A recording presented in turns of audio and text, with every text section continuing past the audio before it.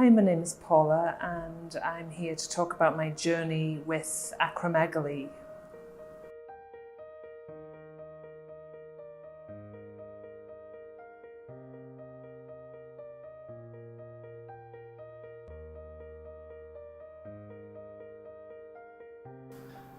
I think that my journey began with regards to acromegaly probably about 6 or 8 years before I was actually diagnosed. I started experiencing joint discomfort, pain. I was considering a career change. I was thinking about doing massage therapy, but it soon became very apparent that I wasn't going to be able to be a massage therapist because I had so much pain in my hands all the time. So not really thinking about that as anything serious. I mean, there's arthritis in my family, so I just thought that might have been the reason for that, because I was only in my early to mid 30s at that point.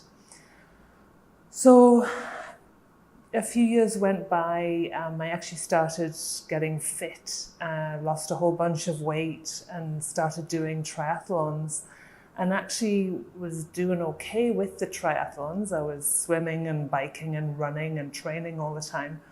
And I was getting faster and stronger, but I had all of these niggly health problems, just issues with my sleep and issues with my skin, and the pain was getting worse at times.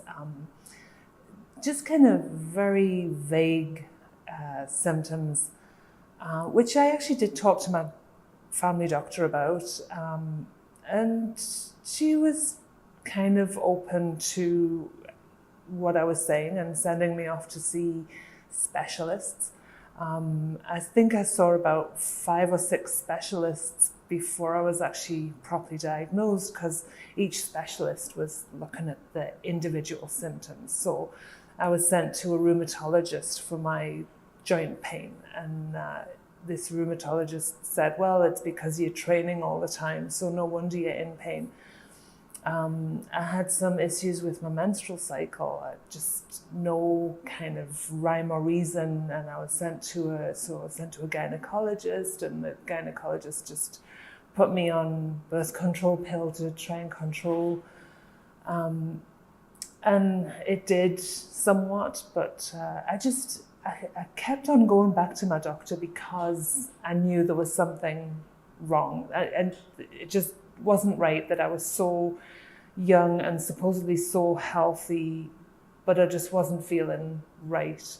I saw a dentist because I had gaps in my teeth, in between my teeth. I saw a podiatrist because I felt like I needed a bunion surgery or something, because my feet seemed to be getting wider and I couldn't fit into my shoes. So I kept on seeing doctors, and each one was treating me for the individual symptoms. I was actually strangely and very ironically working in diabetes research as a nurse when I got a shooting pain and in between my eyes, in my head, and that's what sent me to the hospital for what ended up being a true diagnosis. So I got a shooting pain right between my eyes, and I went to the emergency department because there was no way to ignore this. It was so severe. So I was very scared because I thought I was having an aneurysm or something. And so I went to the hospital that I actually worked in.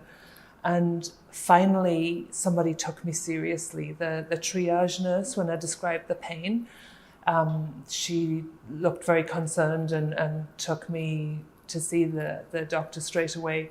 I ended up having a CT scan that pretty much an hour later, I was in the CT scan room, which I'd never had a CT scan of my head, even though I'd had all of these symptoms for several years.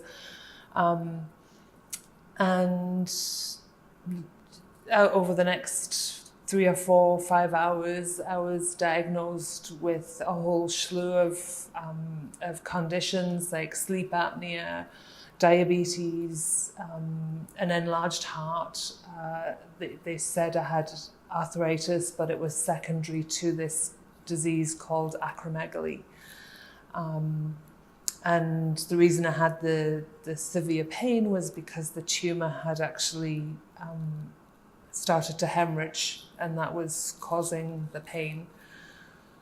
So obviously this was a huge shock to me. I don't know if I was more shocked or more relieved, to be quite honest, because for several years I had been told, Paula, it's all in your head. I had 2 specialists that actually said to me, you know, you're the fittest person that I've met, you know, because I was doing Ironman triathlon by this time, and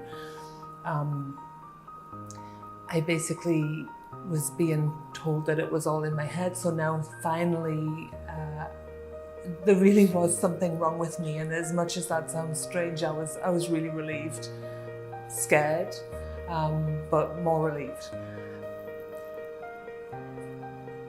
That was the beginning of my acromegaly as I know it.